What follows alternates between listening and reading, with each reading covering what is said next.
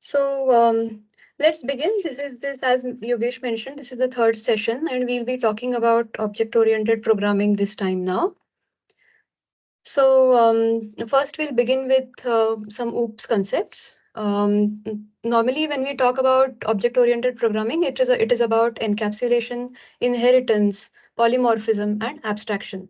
So we will be talking about all of these in detail, and we'll try to understand how to implement these OOPS concepts in our programming. But let us first before we begin, let us first try to understand what was it before we really started working with these object-oriented programming paradigm. So before this, we worked in a procedural kind of a fashion, meaning that we would work with functions. Whatever functionality we have, we would group it according into functions and make our applications modular. While doing so, we would use loops and the conditional statements, the for and while loops and the if else conditional statements. So, all of this together was the procedural programming paradigm or the procedural programming approach. Now, this approach will work well for small or some less complex kind of applications. But when you have a very large data set, or when you have a very large code base which runs into say some 10,000 lines, then this approach becomes unmanageable, or this code becomes unmanageable if you keep following the procedural kind of an approach. So the way out for that was object oriented programming. So here, what we have is all of the functionality that we have, we group together into different classes. If we have a very large data set, then we would model that data set into or corresponding implementation in classes, meaning that if you have a table with some columns, then each of the column can become a variable inside our class. That is one way of doing data modeling using OOPS or object-oriented programming. This brings in a lot of maintainability. As you can understand, now we have this functionality grouped together into classes, and that's how now we can easily understand, looking at the class, what that class is actually doing.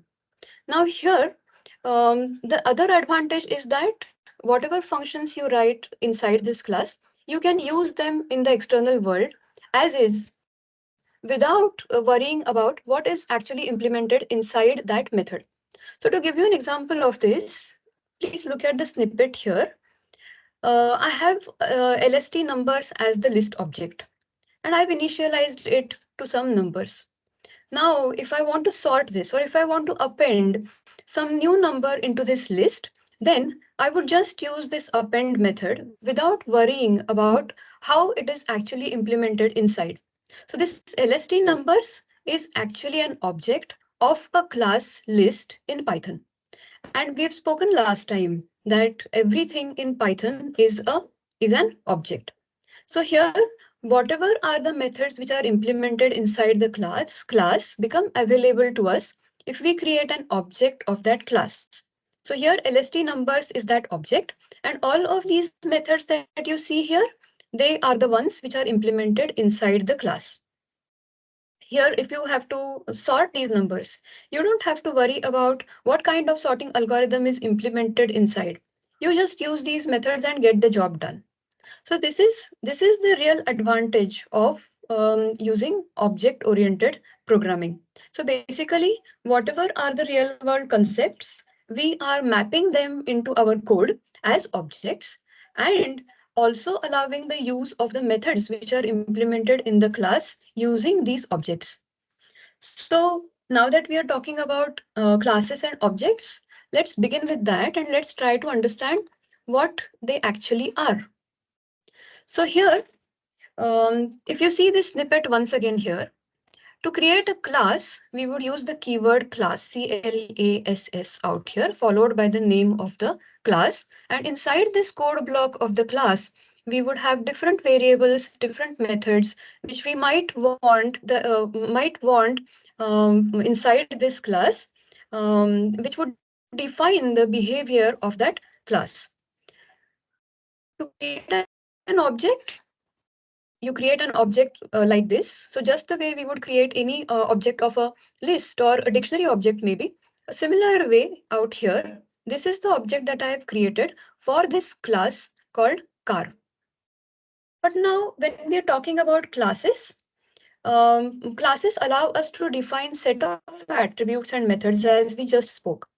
But it is just a blueprint. Blueprint meaning that, let's take an example of building a house. So if you want to build a house, you would first create a blueprint on the paper, and then you would go on to build a house in the physical world. But this blueprint is not actually the house, correct? To the physical entity, the corresponding physical entity of this blueprint is the house.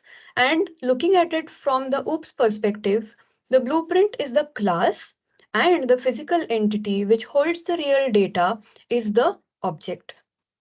So basically, a class allows us to bring together all of the methods and all of the data that is in the form of variables that we would need for this class.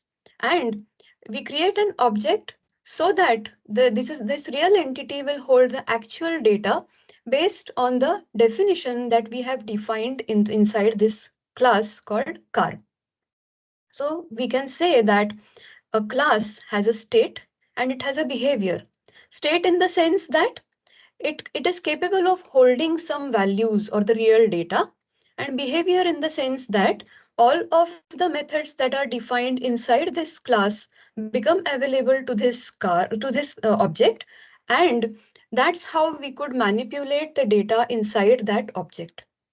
So this is about classes and objects, and the syntaxes are very simple out here.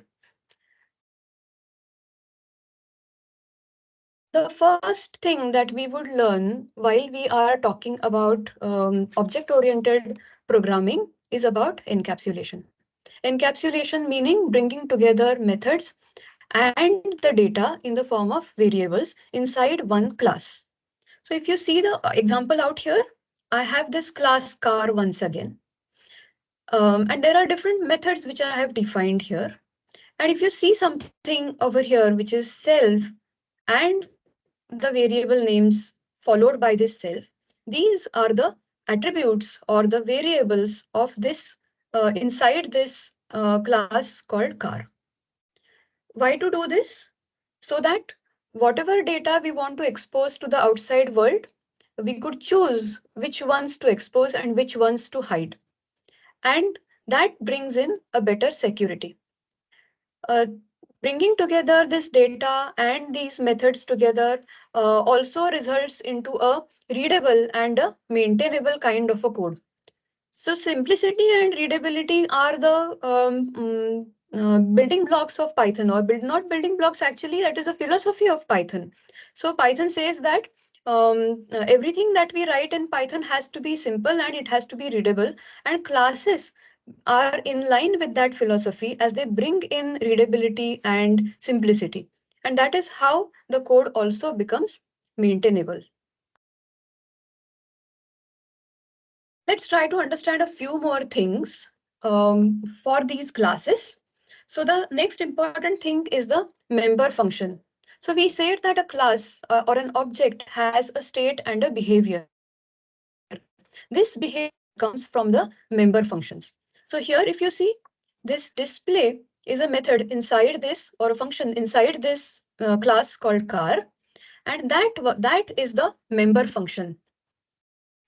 To access this member function, I need to create an object. So I create that object over here, and that's how I get an access to all of the methods that are defined inside this class car. Now here, if you observe, this member function has a first attribute as self. Self is nothing but the current object or the current instance. So here, obj car 1 becomes the current instance, and that current instance is used to manipulate the data, or that current instance is then used to access this member function display out here, so that we could modify the data inside this object car1. Now, if I have another object, I have one more object out here, obj car2, and that object is different from this object in the sense that if you look at it from the memory perspective, there are two different memory locations which are allocated. Hence, different kinds of data can be stored inside these objects, but both of them have access to this to member function. If you see the output out here of this code at the bottom, this first print statement comes from this display method. And since it is called by this object car1, that is what gets printed here. The second one gets called from this object car2, and that is what gets printed here. So what I'm trying to stress here is that object car1 and object car2 are two different objects but have an access to all of the member functions defined inside this class. So with this now, let's move on to the next thing, which is a member variable, meaning that um, some space where we could store the actual data.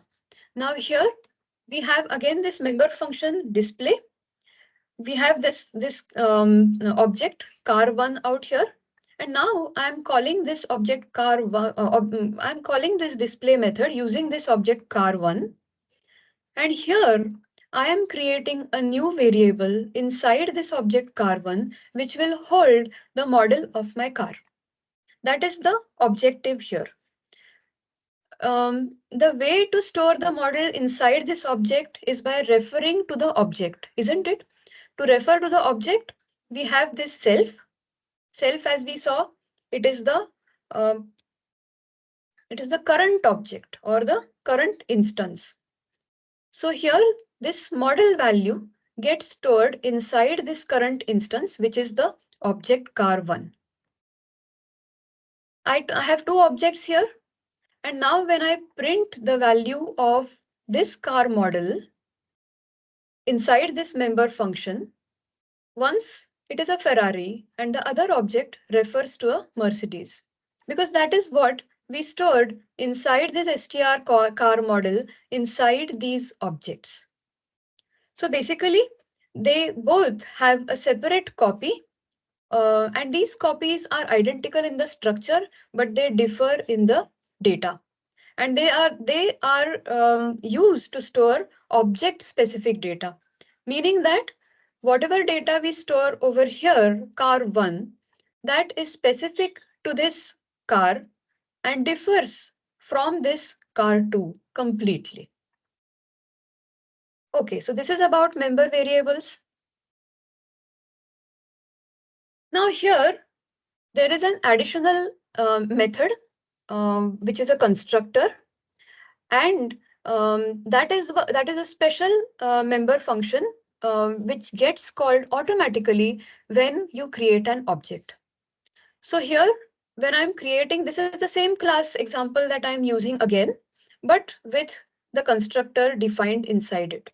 So if you see here, I have this object obj car1, and while creating this object, I'm also passing some variables or also passing some values. So here, if I have some implementation which will catch hold of all of these values at the time of creation of this object, then I would be able to initialize this object car1 with some initial values, which are Ferrari, the Roma model, and the number of wheels. So here, to do this, Python gives us a way, and that is this init method. Init is nothing but the constructor. And the syntax to use this method is simple: underscore underscore init underscore underscore. So this is the way we would define a constructor, and while defining the constructor, we would catch hold of these values which are passed to it. These are the same values which are passed to this in constructor while creating the object. So this car name gets initialized with Ferrari and so on. But notice that the first parameter again remains self. And what is self? As we saw previously, that is the current instance or the current object. And that points to this obj car1. That is the one which is calling this constructor, and hence self points to obj car1. Now here inside this init or inside this constructor, I could create separate variables to hold all of these values so that they become a part of this obj car1. And how to do that? I again refer to that I again refer to that obj car1, and to the way to do that is using this self. So if I say self.carName is equal to carName, then this value Ferrari will get stored into this str carName, and this object car1 gets initialized with this value of Ferrari to begin with in the constructor itself, or during the call, or during the creation of that object itself. So basically now what we are trying to do is we are trying to simplify things a bit more further by initializing the object at the time of creating itself. So this is the use of constructor, and once again it brings in simplicity. Now the other thing I want to talk about is class variables. We just saw something called as member variable, and those are referred to by this self. So when I say self.str car model, it means that there is a variable inside this object car, and that is specific to this object and not shared with all other objects that I would create. So here obj car1 refers to Ferrari, but obj car2 refers to a Mercedes. So these are two separate objects, and this self will point to car1 first and car2 next. But what if there is some data that is common to a class or can be reused across all of the objects that we create? Then in that case, we would create something called as a class variable. So here I have a class variable which is defined outside of these methods. It is not referred to by self, but still it is inside of this class. So these are the class variables, and they hold data that is common across all objects. And how to refer to this class variable? That is also very straightforward. You use the name of the class followed by the name of the variable. So now here, if you look at the code once again and map it to the output that you have that I have at the bottom out here, I have the first call to this method display, and I am passing this value Ferrari to it, and I'm using this obj car1 to call this member function display.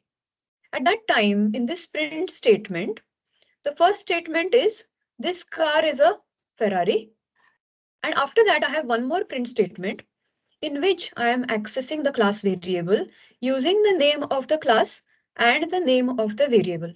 So that prints out has 4 wheels. But when I create another object and I call this display method with a new variable with a new value, there is a new variable that gets created inside this obj car2, and I refer to it with a self. And now the print statement says this car is a Mercedes. But I have another print statement here which refers to this class variable, which says that, which brings the value of this car.fields and prints it out.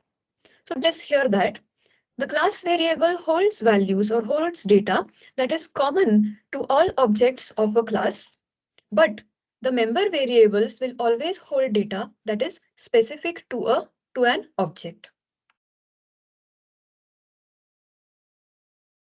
Okay. Just like class variables, we also have class methods. Um, just like class variables, which are available or common to all of the objects, class methods are also common to all of the objects.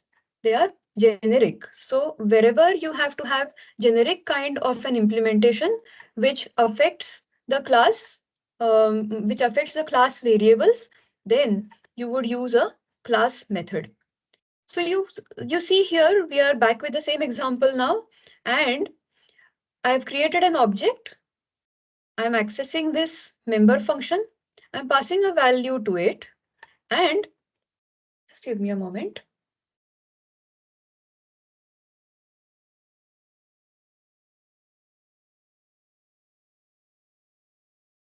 I'm passing a value to it, and that becomes the member variable. But now here I have another method which is defined using this decorator at class method. What are decorators? We are going to see that in more detail next time.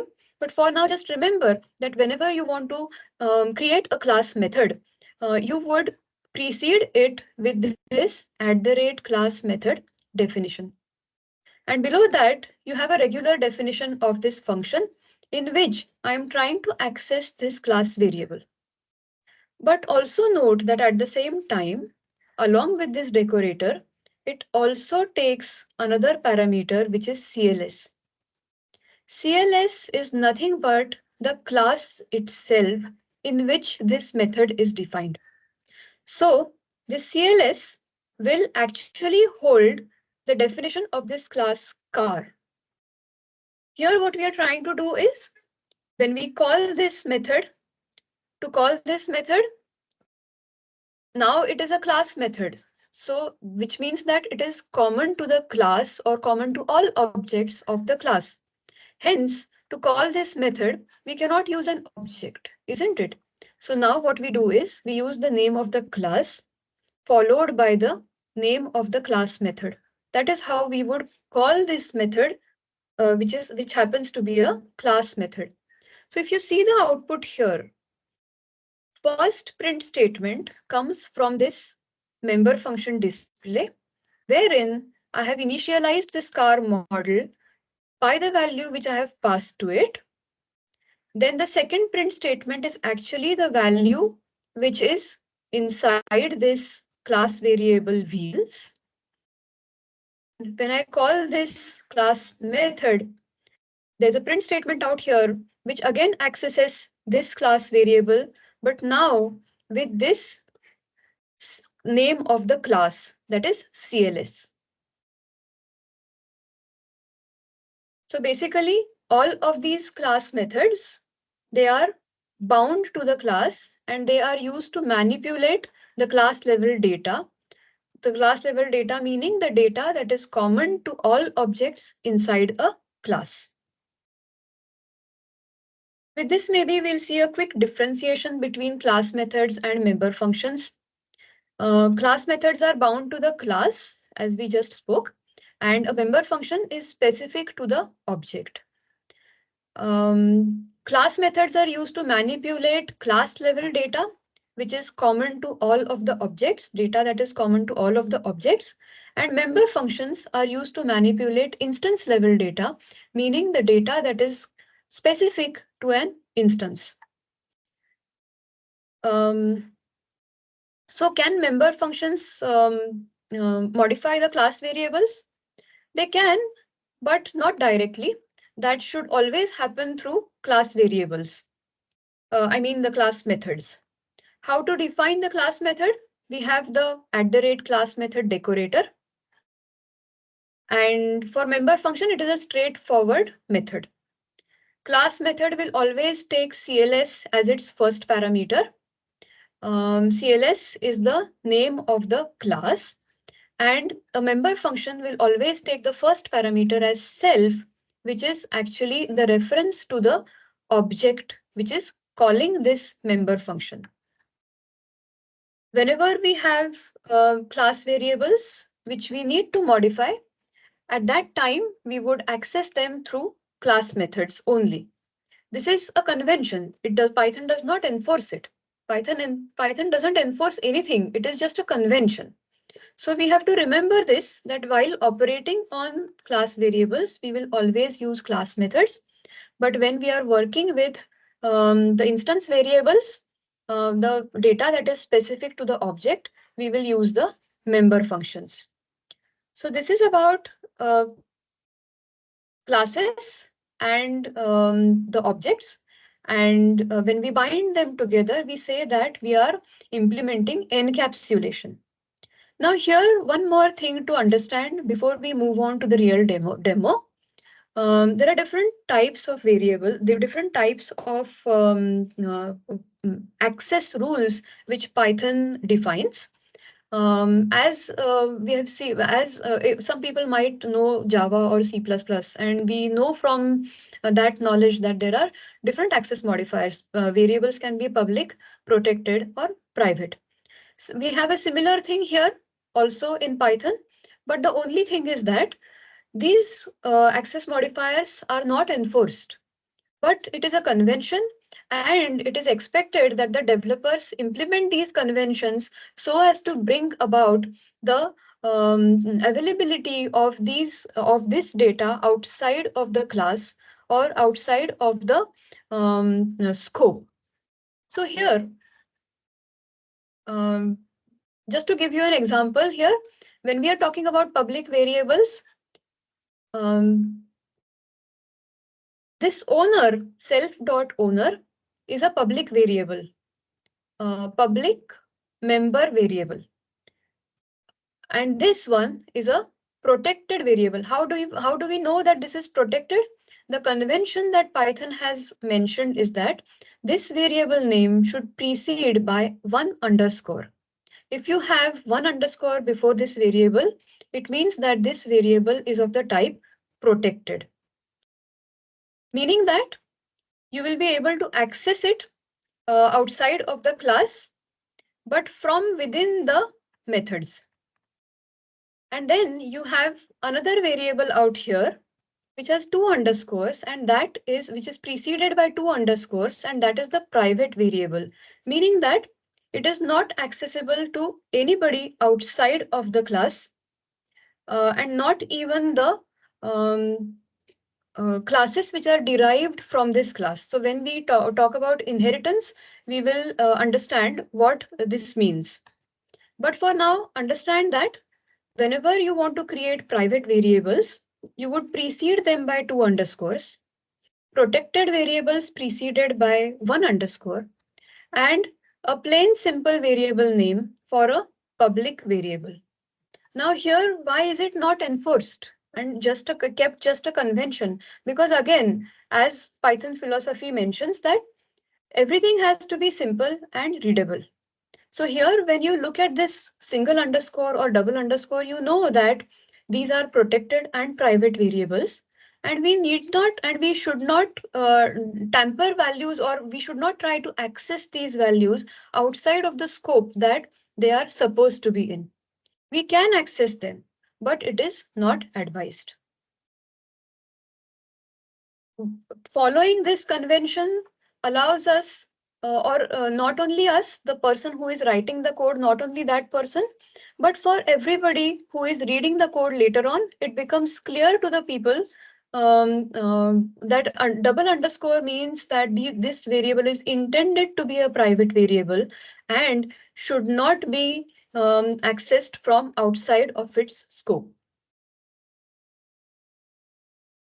So maybe we'll take a look. We will quickly go on to the demonstration to understand all of these things in a better way.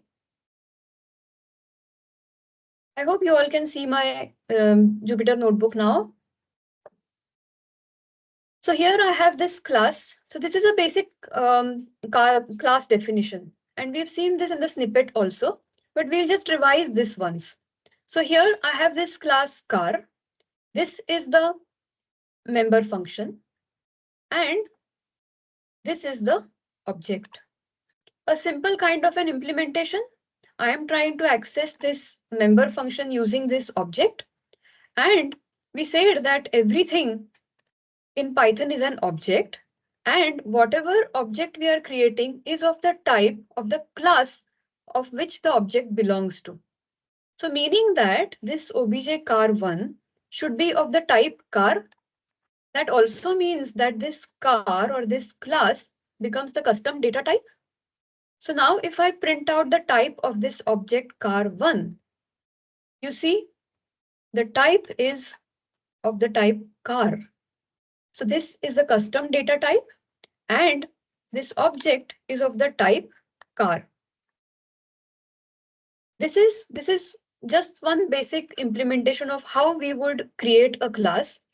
This is the keyword that we would use, followed by the name of the class. And to create the object, we would use the name of the class followed by these two brackets.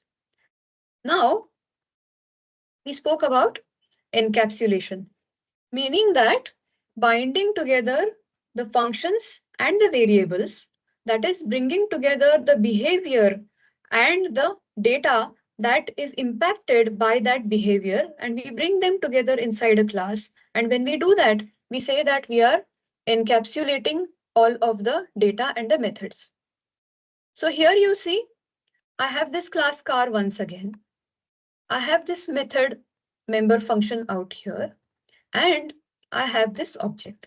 Now, inside this object, I want to store the model of the car. And for that, I need to have a value or some way by which we can store that value inside this object car. So that is by using this keyword called self, which is a reference to this object car1. So when I call this display method and when I pass this argument to it, it gets stored inside this object car1 inside this variable, which is actually the member variable. Similarly, for this second object, which happens to be a Mercedes, so values of car1 will never interfere with the values of car2. That is what we are trying to achieve by saying that we are implementing encapsulation. The next thing we spoke about was a constructor. To define a constructor, this is the convention that we would use. Underscore, double underscore init, followed by double underscore. This is actually called as a dunder variable. And in our first class, we saw another dunder variable, which was underscore underscore name underscore underscore. That variable held the name of the current executing file, and we used that as to indicate the starting point of our application. This is also a dunder variable, and it serves a different purpose over here. This is used for initializing the object that we are creating. So here I'm creating this object car1. Car is the object, car is the class. And when I pass some values to it, internally it will call this init function, which has a facility of holding these values into different variables. So to initialize this object with these values, I again use this self keyword, self and the variable name, that is the member variable, and I initialize it with some value. Similarly, I do this for obj car2. So while I'm creating this other object, again, this same method gets called, but it works on a different object this time. That is a different location in the memory where all of this data will be collated together. So the point we are trying to stress here is that this constructor gets called internally automatically at the time of creation of the object. Here we are passing values to it, but when we do not pass any values, even then an inbuilt constructor gets called. And here when we pass values, we are stressing that these are the values that need to be initialized inside the member variables of this class or of this object. So you see here, when I am trying to call this display method using obj car1, whatever data we store for the member variables at the time of creating the object are displayed down here. So those are the values which were accessed using this other member function. And the way we access those values are again using this self keyword followed by the name of that member variable. That is the same member variable which we created here. So anything that we create inside or any variable that we create inside these member functions, including the constructor, if they are preceded by this self, then they become the member variables. So here, that is how we access the member variables from other member function, a part which is different from the constructor. This is the output of the first call to the display method when we refer to it with objcar1, and this is the output of the display method once again, but now with the other object which is objcar2, and it holds different values. Okay, this was about constructors. Then we spoke about class variables. We said that class variables are those variables which are defined inside the class but outside of all of the member functions. So here, this is my class variable, and to access this class variable, I would use the name of the class followed by the name of the variable. Why so? Because this is not specific to any object, but it is common to all of the objects, and it is defined inside this class car, and hence that is how we refer to it. So here, if you see the output, this is the output of this first print statement, wherein I'm referring to the model of the car, which is the member variable, and the second statement is the output of the second print statement, which is referring to the class variable. It extracts the value of this class variable and prints it out for us. Now suppose I say self.wheels. Is this valid? Is this also possible? Yes, of course it is possible. It is just that now this wheels becomes a member variable and does not remain a class variable any longer. So if I run this again, it still refers to the same value, but it is pointing to a location inside this obj car1. But that is not how we would want to use it, right? We would like to keep it common across all objects, and hence we refer to it using the name of the class followed by the name of the variable. So this is about the class variables. Now let's take a look at class methods. Just like class variables, we have class methods, and these class methods are common across a class, as we saw in our presentation also. And the objective of using class methods is to be able to manipulate these class variables. So here I have this object car once again. Our Ferrari is back. So we are using this, or we are calling this display function with this parameter. And inside this display, we are printing out the car model. That is what gets printed here. Then we are accessing the class variable and printing out the value of that variable also.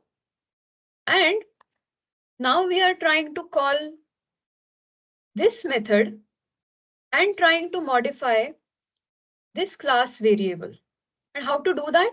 Again, this is a method which is common to the class, common to all objects inside the class. Hence, we cannot call it with the object, but we call it with the name of the class.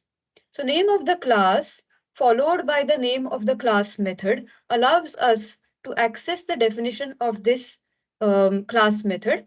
And here, if you observe, I am modifying the class variable using the name of the class. And that is how this is the print statement which now accesses this class variable, and this class variable has a different value now, which happens to be 6.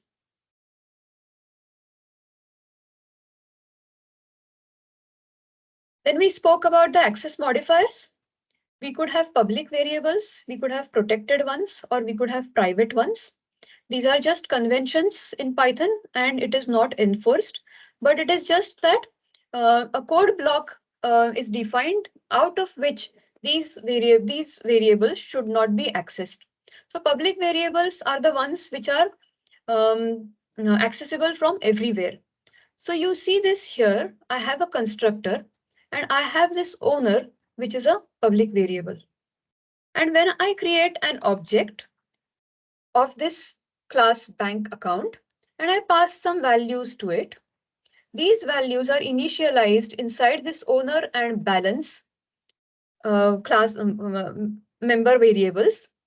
And one of them, that is this owner, is a public one, but this balance is a protected one. So now if I try to print the object owner using this object which I created, I can do it. So if you see the output here, it has printed it out. I can do a similar thing for this balance, which is also a protected variable. But yes, it is discouraged. We should only access these values or these protected variables from the methods which are defined inside the class. So here you see, I have this object and I'm using this object to call this show balance, which is accessing this protected variable balance. And you see the output here. That is what I get here. I can also do this. I can also print out the value of this balance underscore balance variable using the object, but that is discouraged. And after that, I have one more variable here, which is actually the pin, and that is a private variable. And how do I know it is private? It is preceded by 2 underscores. So this is a variable which should be accessed only within the class using the member functions. And when you inherit some other class or when you derive some other class from this class, this variable, private variable, is not accessible in the new class, whereas rest of them are available over there or in the new class. So you see here, this is my this is a private variable that I'm trying to access. I can access it, but it is discouraged. So you see here, I do get the output of this underscore underscore pin if I use this object. It is possible, but we should not be doing that. To access these values, we should always go through the member functions, and that too within the code block or within the code block of the class. So now here, I'm just verifying the pin. That means that I'm accepting some value from the user and I'm checking if that is actually equal to the pin that I have set over here. And this returns a true. So this is the correct way of accessing or working with private variables. This is the correct way of working with protected variables. And for public variables, we can access them using the object, or we could also access them using the member functions. So this is about the availability of different types of variables within the code block or outside of the code block. And to define this, that is the reason why Python allows us to use access modifiers.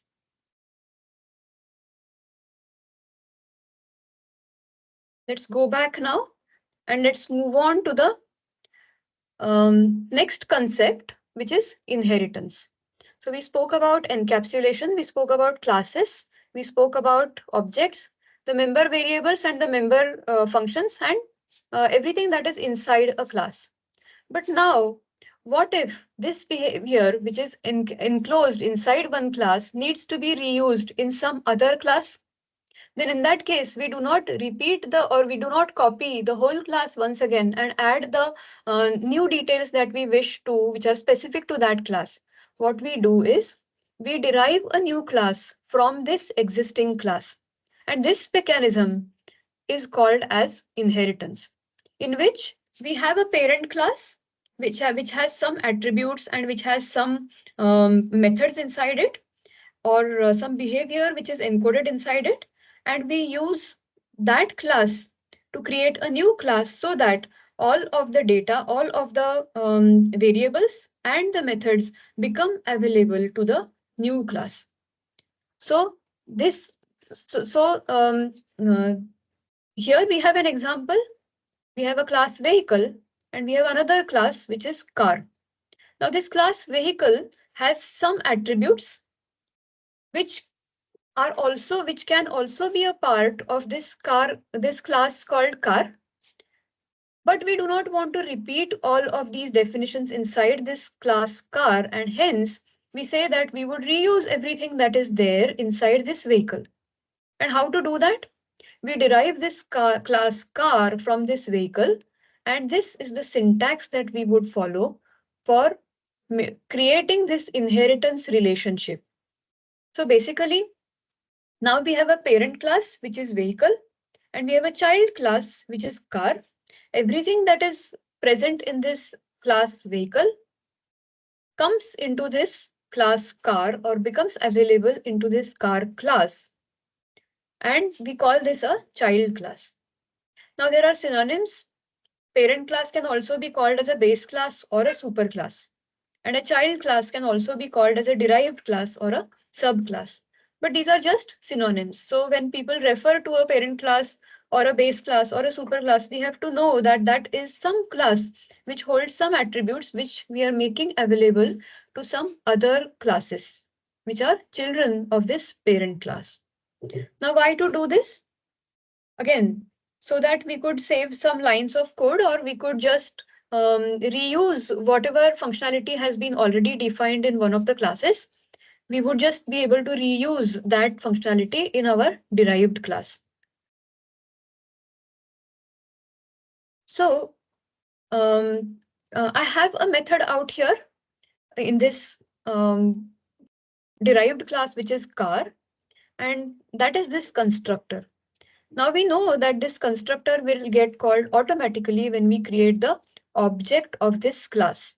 So if I create this object car1 and I initialize the member variables of this car using some values which I pass at runtime to this constructor function, then the way it would work is that this wheels and this color, they are actually not a part of this init function. As you can see here, I have just one member variable here, which is the model. So this class is capable of holding data for this model only. But what about this color and this wheels now? These values come from, or this implementation comes from the parent class, which is the vehicle class. So basically, I need to call a method which actually works with these variables inside this parent class. Here, incidentally, it is a constructor. To call any method which is present in the parent class, we would use this super function. We'll see this super function in a greater detail in the next slide. But for now, understand that to call this constructor, which is a part of this vehicle, which is a parent class, I need to access it using this super function, which allows me to call these lines of code wherein I initialize the member variables for wheels and for color. So now all of these values become a part of this object car1, in spite of the fact that the wheels and color member variables are not actually defined in this class car. They are inherited. So when I print out the values, car1 wheels will refer to 4, because that is what I've initialized the self.wheels out here. Color will refer to red, and this model will refer to Ferrari. This is as per the values which we have initialized, but just that now I have some member variables inside this car class, and rest of them come from the parent. So this is the basic inheritance mechanism that we need to understand here. As we spoke about this super is used to call the method inside the parent class. So it is not necessary to define it once again, but it is possible that there would be a different definition inside the parent class for the same method. And to do that, we would use and to call that implementation, we would use the super function over here. This also allows us to reuse whatever is defined for in the parent, and that way it will avoid code duplication. This is again in line with Python philosophy of simplicity and readability. Now, what if we have variables defined inside a class or defined inside a parent class? How does this lookup happen? Where does this object go and look for the variable?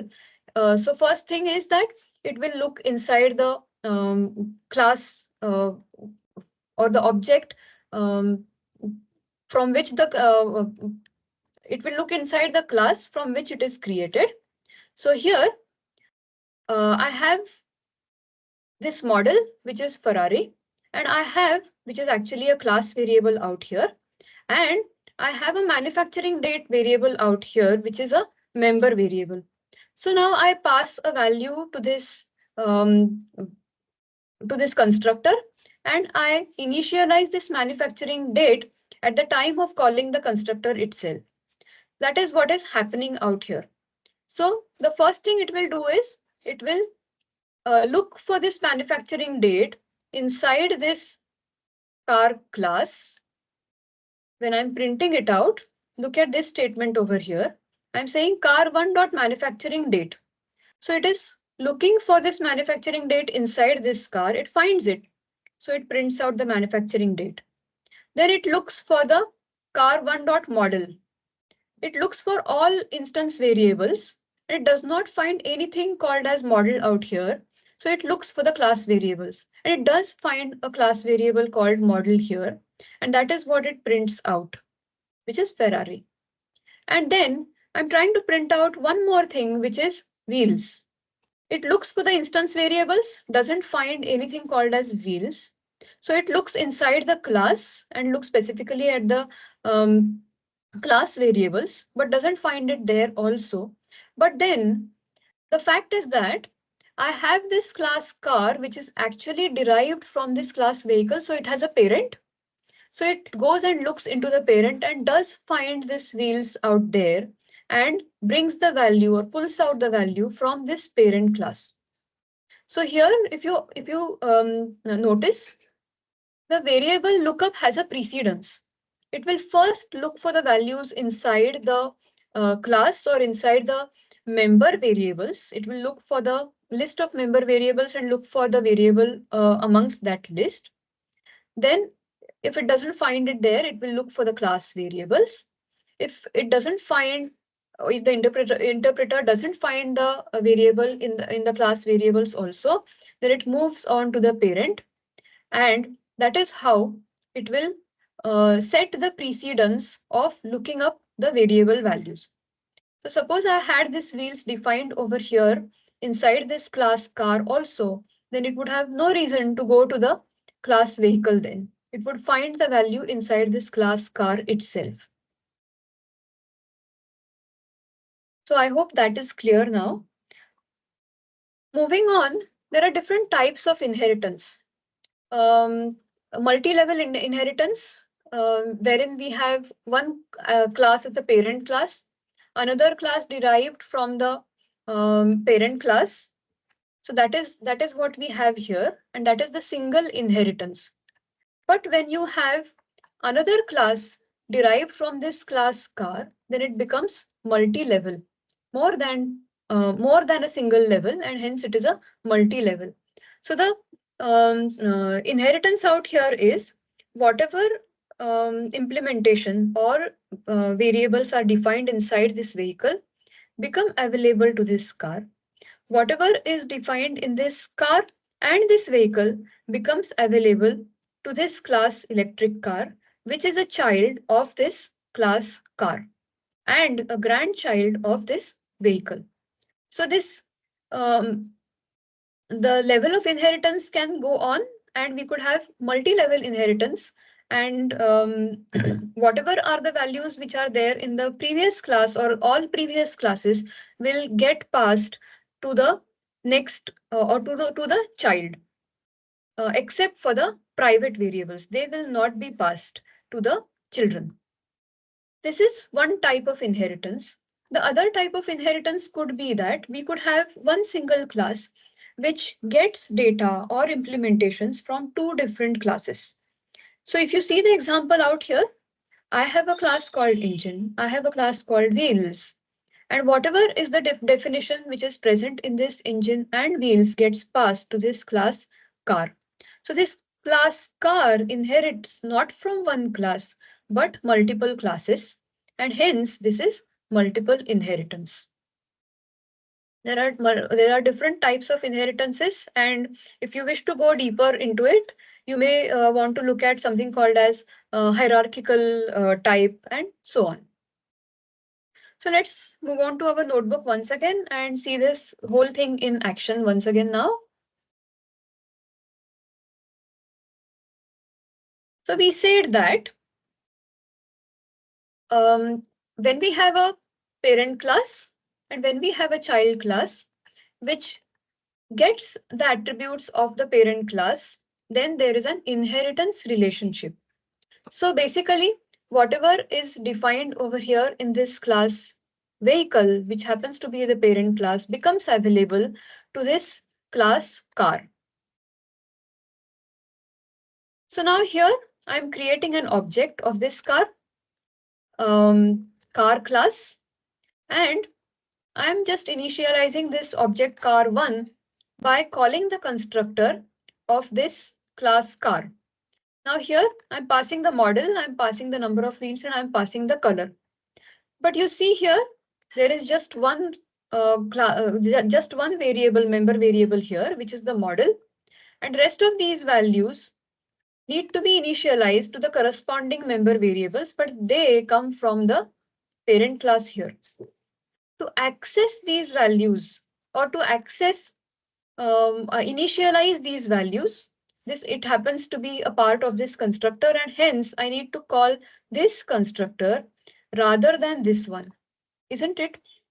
But when I create this object of this car1, this is the constructor which gets called and not this one, because the interpreter finds this method inside this child class. Now, how to access this constructor out here? That is where we use this super function. Super function will allow you to access methods from the parent class, and then followed by the name of the method, which happens to be a constructor here, and we initialize these two variables, the member variables of the parent class. But at the same time, what we are doing is we are making these values available to this car1 object along with this model. So when I print out the value of this model, this is what gets printed, right? When I try to access the value of wheels, that is also printed correctly, but that declaration or that definition comes from this parent class. It definitely becomes a part of this object, but it comes from the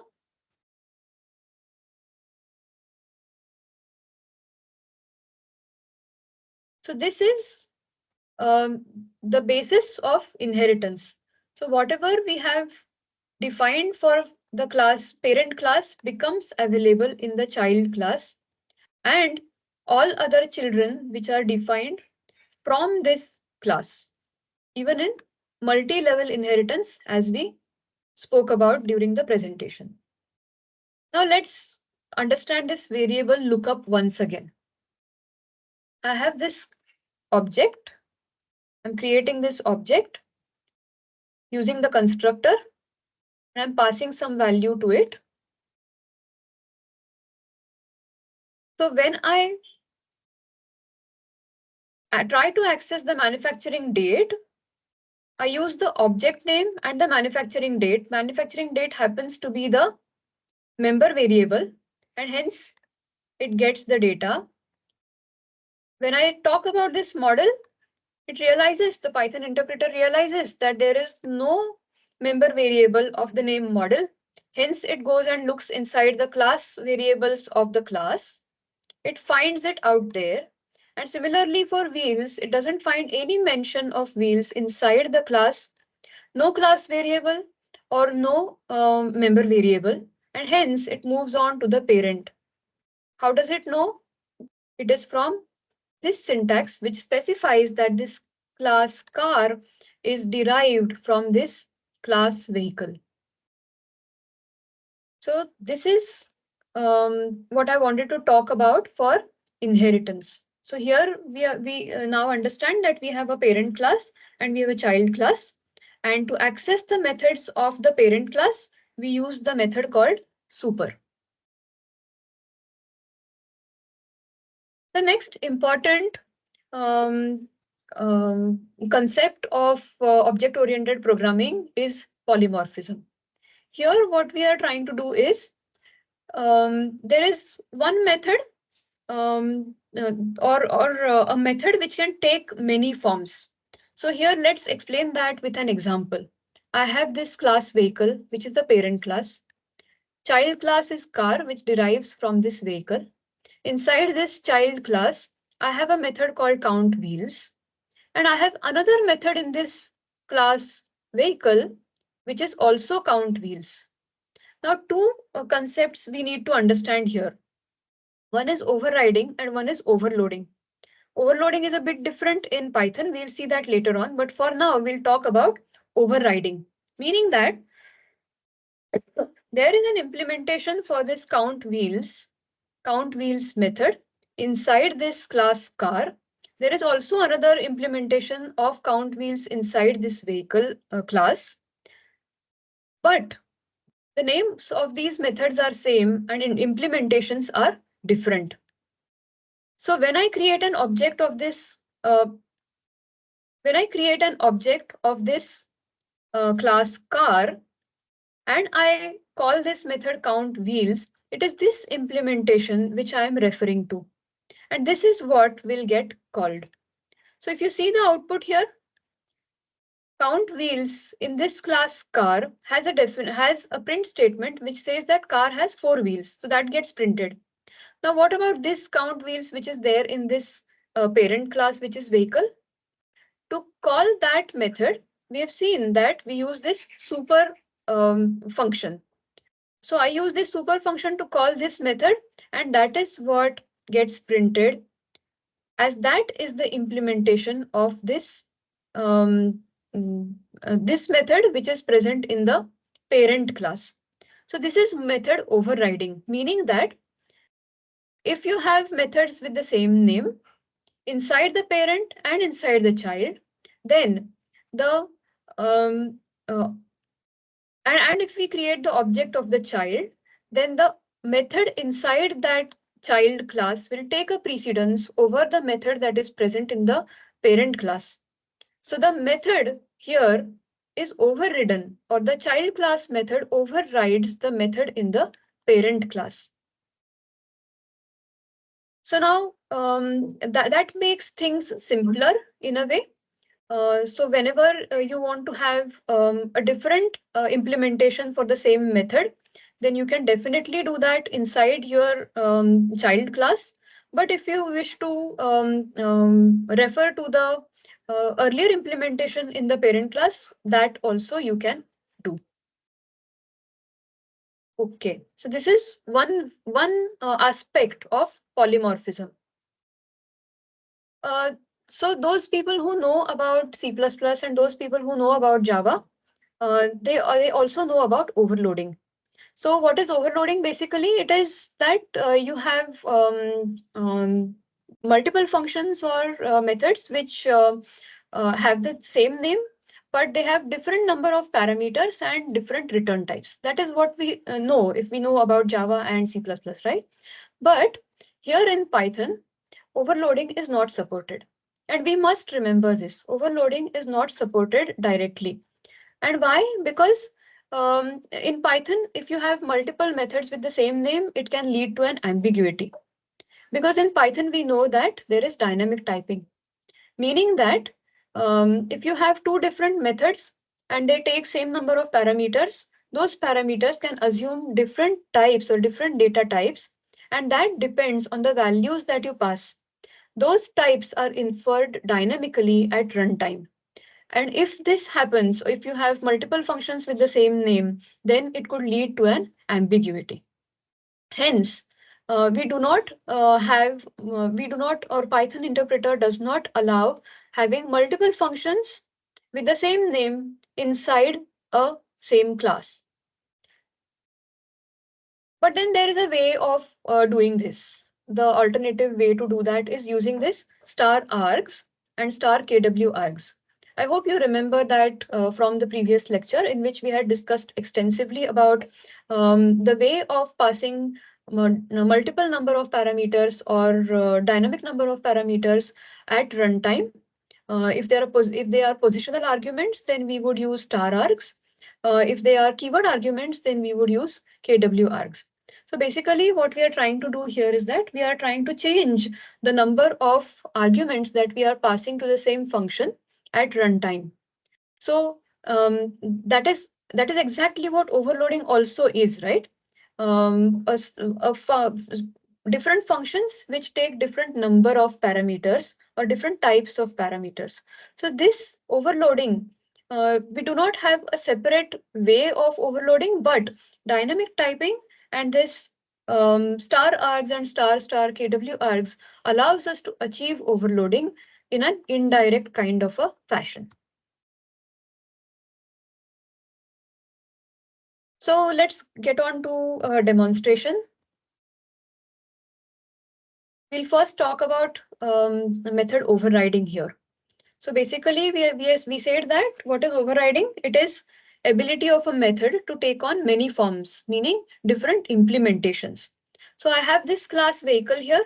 I have this class car derived from this vehicle. Both of these classes have these methods count wheels. When I create an object of this class car and I call this method count wheels, this is the implementation that gets called. To call this implementation, I would use the super keyword. And now this is the implementation that got executed, as you can see here. Okay. So that is how we would implement overriding and one aspect of polymorphism in Python. The last thing or the last concept that I want to talk about here is about abstraction or creating abstract classes. So abstract classes meaning that in a way we are trying to hide some attributes or not make everything available to the outside world is what we are trying to do here.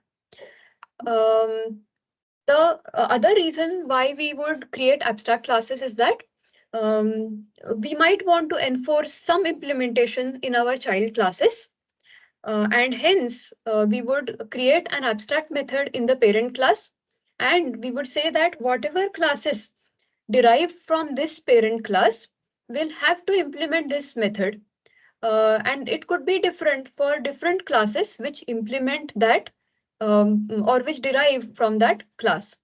So here, if you look at this example here, if you look at this code snippet here, I have this class vehicle and I have this class car. Car derives from this vehicle. But there is something special about this vehicle class out here. It derives from some other class, which is ABC.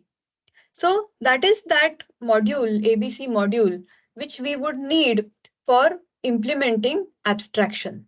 So here, if you look at this first line here, we are saying that from ABC import this ABC class. So vehicle is a child of this ABC class. That is the first thing we will have to do if we have to create an abstract class in Python. The other thing is that a class can be called an abstract class if it has one abstract method. Now, how to identify or how to say that some method is an abstract method? We use this decorator @abstract method. We just saw another decorator which was for the class method @class method, which denoted class methods for a class which are common to all objects of the class. Similarly, we have another decorator here. What are decorators? We're going to see that in the next class. So we have this decorator @abstract method, which says that whatever method follows after this decorator is an abstract method. Abstract method is also that method which does not have any implementation in the parent class, but has to have an implementation in the child class. So I have this car class here, which is a child of this vehicle. And to create this or to create this class car, we said that we have to implement this method, this abstract method in the class car, which is a child class. So that is the implementation that you can see here. I have another class here, which is also derived from this parent class vehicle. And this one also has to implement it, but here the implementation of this method, abstract method inside this plane is different than the implementation of this car. So basically we are saying that you cannot create a child class of an abstract class without implementing this abstract method. So we are enforcing this. So when I create an object of this car, of this class car, and when I call this method move, this is what gets called, which is an implementation of this abstract method, which is abstract in the parent class. This parent class there thus is an abstract class. So the rules we should remember is, first is it should contain the class, abstract class should contain one or more abstract methods. How to indicate an abstract method? Using this abstract method decorator and no implementation for the method that follows it. The third thing is it should import this ABC module and your class should be derived from this ABC class. These are the rules by which you create an abstract class. One more thing to remember here is that you cannot instantiate this class vehicle because it does not have any definition for this abstract method. That is how we have designed it, right? This vehicle cannot be instantiated, but all children of this class vehicle can be instantiated if they have an implementation for this abstract method inside them. So basically, we are saying that we want to enforce a contract for all subclasses or all derived classes. We want to enforce that some implementation has to be there for this abstract method in the child classes. No developer should forget implementing this method, and that is why we would create these abstract methods in this parent abstract class. So let's quickly move on to our demonstration. So I have this class vehicle here, same example once again. This is my abstract method. The car class derived from this vehicle. And before we do all of this, this is the import statement, from where we import ABC, which is this class, and we also import this abstract method, which is this decorator.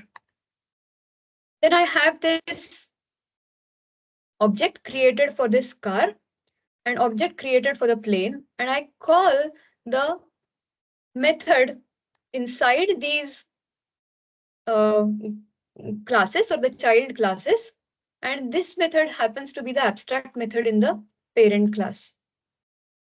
So when I do that, when I run this, you would see that this move, since it is called from this obj car, this is what gets printed out. And when it gets called from the object of this plane class, this is what gets printed out. Now, can I create create an object of this vehicle? Let's try to do that also. And you see here, can't instantiate abstract class vehicle. Why? Because there is no implementation for this abstract method out here.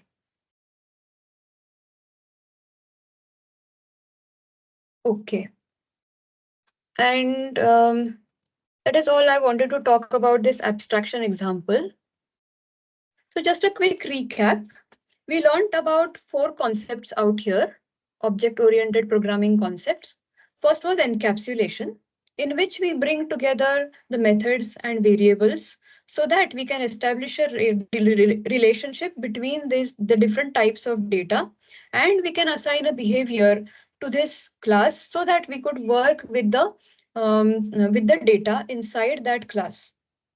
How to work with those methods is that we would create an object, and that is how all methods inside the class become available. All data that needs to be stored inside that object can also be stored in the form of member variables, and these member variables hold the data which is specific only to that object. If you create a new object, that object will not be able to see the data see the data stored by the first object. Then we spoke about constructors. They are those member functions which get called automatically at the time of creation of the object, and they allow us to initialize the object with some initial values. Then we spoke about inheritance, meaning that you have one parent class and all attributes of that parent class become available to the child class, and thus we can establish a relationship, inheritance relationship between between the parent class and the child class. Next, we spoke about polymorphism, in which it is a way by which we could have methods with the same name in different classes, but have different implementations. And here we spoke about overriding, which means that whatever method is there in the class of which the object is created, that is the method that gets called. And if you have a similar method in the parent class, you will not be able to call that with that object, but there is a way of doing that, and that is this super function. About overloading, Python does not have overloading concept at all, but we can achieve this behavior of overloading by the way of the dynamic typing nature of Python, and by using the star args or star star kw args, which allow us to pass different number of arguments to a specific function. And then we spoke about abstraction, in which we had a class which was a parent class. There are rules of how to create an abstract class, and when you derive the child class, you are forced to implement the abstract class methods so that the implementation, or so that the developers do not forget implementing that method for the child class.